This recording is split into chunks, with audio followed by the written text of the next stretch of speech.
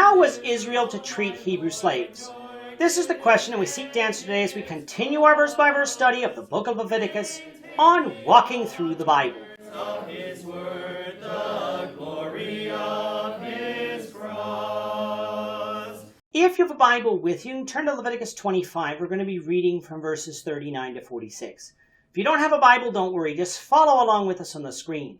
The version that we'll be reading from is the New King James Version. So, Leviticus 25, beginning at verse 39.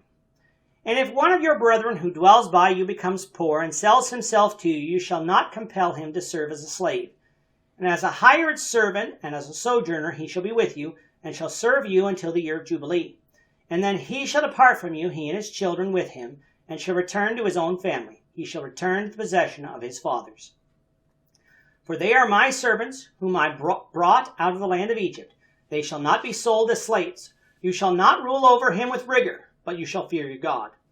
And as for your male and female slaves, whom you may have, from the nations that are around you, from them you may buy male and female slaves. Moreover, you may buy the children of the strangers who dwell among you, and their families who are with you, which they beget in your land, and they shall become your property.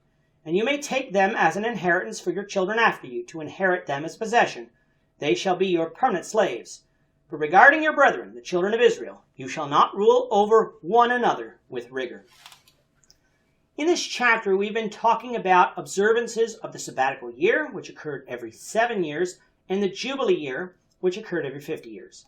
During both of these years, the land was to lie dormant and not to be planted or harvested. However, with few exceptions, during the Jubilee year, any land that had been sold was to be returned to the original owner. This showed that in actuality, land in Israel was not really sold, but rather leased to another due to the fact that God owned the land and gave it to them. They thus didn't have the right to sell it permanently. God also told them that they were not to take advantage of the poor by exacting usury, interest, in any form. Coming now to verse 39, we again return to the uncomfortable topic of slavery. Today, slavery is seen as immoral, and some will judge past societies harshly for engaging in it. However, come 100 to 500 years from now, future societies will probably do the same to us for some of the ways we've treated each other. Now, by no means am I trying to defend the brutal slavery that we've seen in the past in many places around the world, including the United States. But that type of slavery is not being talked about here. In fact, it is being condemned here. The type of slavery we're talking about is generally caused because someone has become poor, and so the only way to eat is to become a slave. God never commanded this in the Old Testament concerning the poor, but he did regulate it.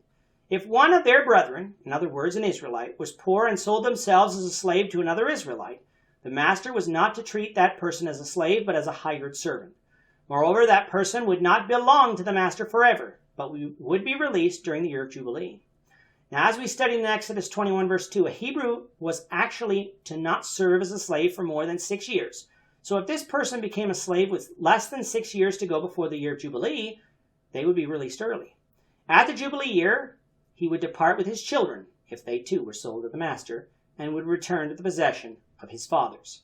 If you think about it then, the reason that the man sold himself as a slave was because he was poor, and would have almost certainly have sold his land first.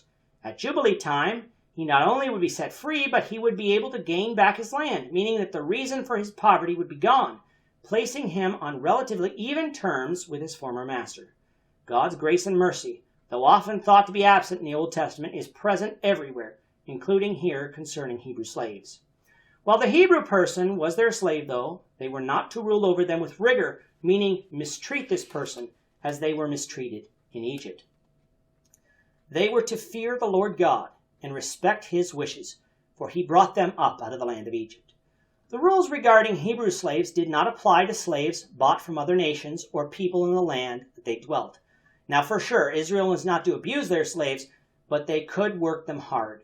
To go along with that, they did not have to be released at the time of Jubilee, but would remain their property forever. Even if the master died, these slaves would be passed on down to their children. Now, yes, today we don't approve of such, and have in fact tried to abolish such, but slavery existed during that time even if God didn't really desire it. Why didn't God simply abolish slavery? For the same reason he didn't abolish divorce. The people of that time practiced it, and were likely going to continue to practice it because it was so ingrained in the culture, no matter what he said. However, he was going to regulate it to ensure that the mistreatment of their slaves didn't occur. Western society doesn't have overt slavery today, though I contend that when you owe money to the bank, you're in effect slaves to the bank. But simply because we banned slavery doesn't make us better than other societies of the past. The only thing that should matter to the Christian is, are we following God's law ourselves?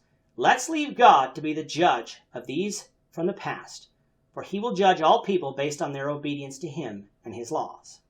With that, our time is up for today. The Lord willing, we hope you'll join us for tomorrow's discussion of Leviticus 25, verses 47 to 55, as we continue our walk through the Bible, one verse at a time. Thank you for watching today's episode. We hope that you found it edifying and ask that you not only subscribe to our channel and podcast, but that you like and share this episode among your friends, so that the saving gospel of Jesus Christ can go out to the whole world.